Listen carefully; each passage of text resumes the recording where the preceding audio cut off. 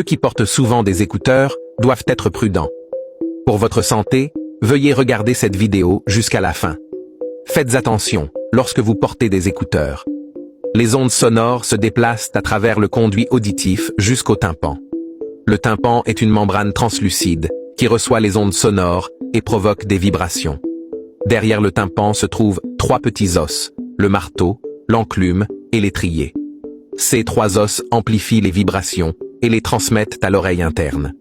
L'oreille interne est divisée en 2 parties. Celle-ci s'appelle le vestibule et est responsable du maintien de l'équilibre. Celle située derrière est appelée la cochlée. Les cellules ciliées de la cochlée libèrent des impulsions nerveuses lorsqu'elles sont vibrées. Puis, elles voyagent à travers le nerf auditif jusqu'au centre auditif du cerveau et nous entendons le son. Le conduit auditif est normalement humide avec des sécrétions qui tuent les bactéries et les champignons. Lorsque vous utilisez des écouteurs pendant de longues périodes, le conduit auditif s'assèche. Les bactéries peuvent pénétrer et provoquer des infections. Et l'utilisation constante d'un volume élevé peut entraîner une surstimulation et un élargissement des cellules ciliées de la cochlée. Dans les cas légers, cela peut être réversible, mais dans les cas graves, cela peut entraîner des dommages cellulaires permanents. En conséquence directe, il y a une perte auditive progressive. Au début, cela peut se manifester par une perte auditive temporaire ou des acouphènes, mais avec le temps, cela peut devenir permanent.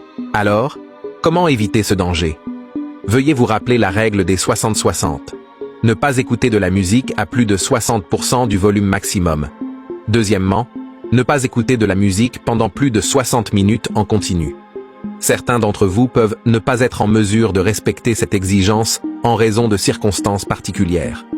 Dans ce cas, faites toujours attention à la distance entre la source sonore et le tympan. Lors de l'utilisation d'écouteurs intra-auriculaires, la distance entre la source sonore et le tympan est la plus petite, ce qui est plus dommageable pour votre audition. Vous pouvez donc choisir des écouteurs avec des trous de ventilation, ce qui est mieux. Les signaux de basse fréquence où l'énergie sonore est concentrée peuvent être évacués de l'oreille. Essayez de ne pas utiliser d'écouteurs pour écouter de la musique dans un environnement bruyant afin de ne pas augmenter le volume, en particulier dans le métro qui, en tant qu'environnement relativement fermé, exerce une certaine pression sur l'oreille humaine.